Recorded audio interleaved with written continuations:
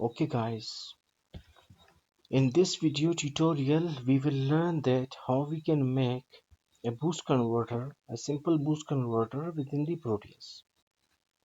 So keeping it simple as possible, we will make a boost converter that can convert 6 volt into 16 or 17 volts.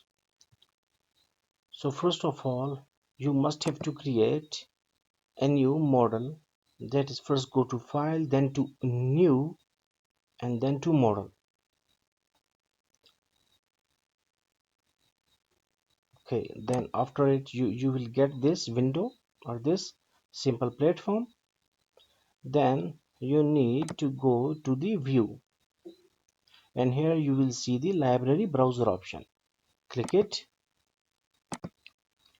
Now first of all is we must know that a boost converter is actually a DC to DC converter that will take less voltage and convert it into the high voltage or more voltage, and both must be the DC voltages.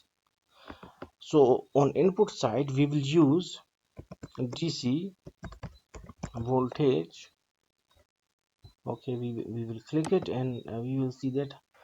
Okay, now you will see a lot of DC voltages sources here, but you will need to select this one, the battery one, that is, which is just like the battery sign. Now okay, we got our DC voltage source. Also zoom it so that we can see it properly. Okay, now double click on it. Its amplitude is 100. Just write 6 volts. Amplitude means the maximum magnitude.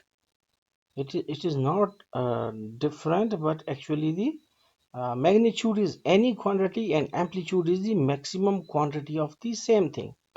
Okay, now press OK. Again go to library browser, and we will write here RLC, and we will click it. Now we will see RLC branch. Now we will right click on it, and we will add block to model untitled, and we will see that we got our this RLC, but here we don't need resistor and capacitor, we just need the inductor.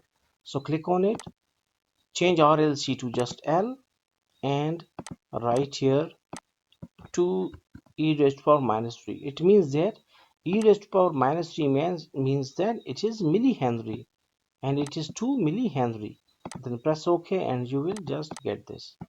Okay, now we will join this and this. Okay, after attaching this we need one diode. Okay, again go to view and library browser, and write here diode, and press. Now you need to take this simple diode to work with our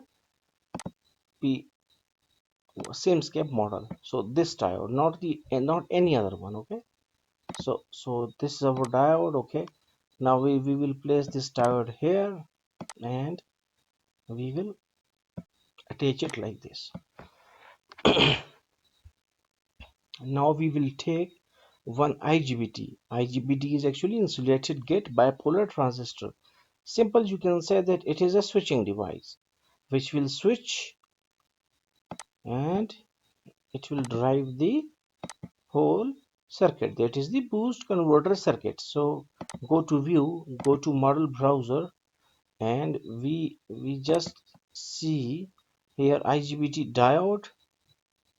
Okay, wait, we need to write igbt, and when we will click it, here we can see that we have this one, that is the igbt diode.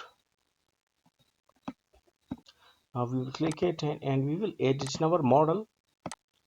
Now this one and this one. Okay, now it is collector and gate and all this, so we will attach collector with this point and emitter with the battery. Okay, after it we need to take one more series RLC branch. So Control C, Control V will gives us one more. We will double click on it.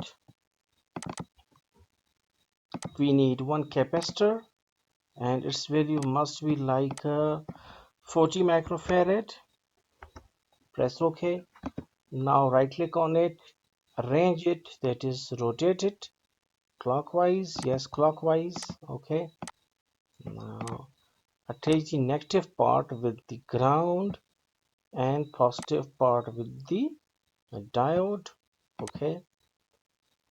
Then after this capacitor we need one resistor as a load. So again we will use the same RLC, double click on it and we will just select R, and here we will just like mention 120 ohm as our load. Okay, right click on it, rotate and flip, rotate it clockwise and connect positive with that of positive and negative with that of negative. Okay, now this is our what's called as the measure circuit for the boost converter. But the main thing, that is the igbt, that is the switching device, must be driven with the help of a drive signal. And what it is, it must be a pulse generator. So again we will go to view and we will select model browser and we will just write here pulse. Okay, we can see the pulse generator here, simulink 1, and we will attach it to our block. Okay, now this we can place it anywhere like here. Yeah. Okay, now we will connect the gate of the igbt with that of pulse generator. We will click pulse generator and here it is mentioned amplitude and period. So here we will use 1 by 40,000. Why it is so? Because our frequency must be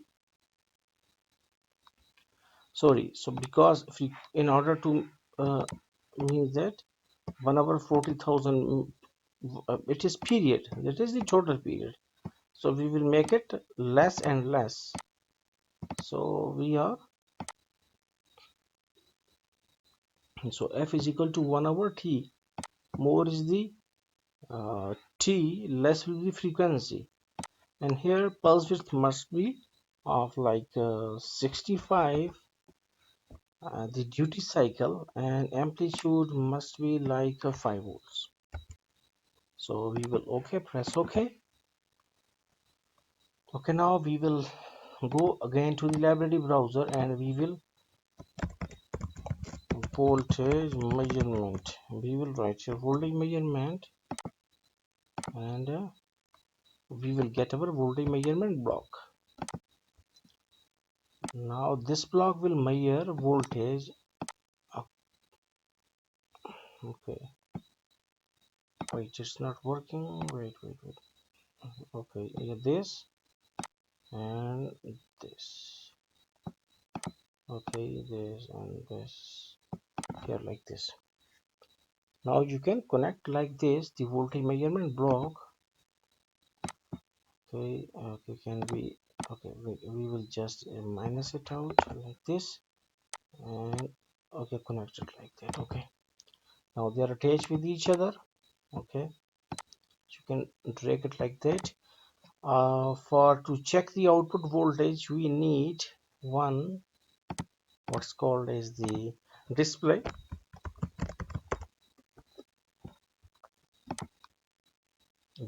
So it is our display. We will right click on it, this one, and this is our display.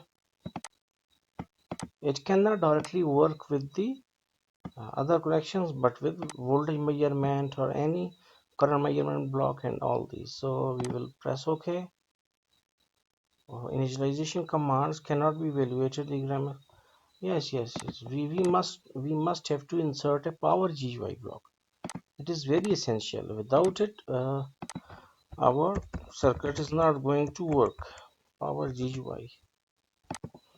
Although it's on backend and we have nothing to do with it, but it is the main thing to run our circuit, that is the boost converter circuit. Now we will press it, and now you can see that our 5 volt or 6 volt is converted to 16 up to the 17 volt or 16.5 volts. So hopefully you got the concept regarding the boost converter building within the simulink. So I have given the downloading link in the description, and when you will go to the link, there may be some more tabs opening. When you will click free download, there may be some more tabs opening, but you must have to ignore them, and after 3 to 4 times click on the free download. Your download will start, and if your download is not going to start, you can tell me in comment section, and I will just send you the file in the what's called as within via Gmail or via Facebook or anything. You can contact me. So thanks for watching this video tutorial.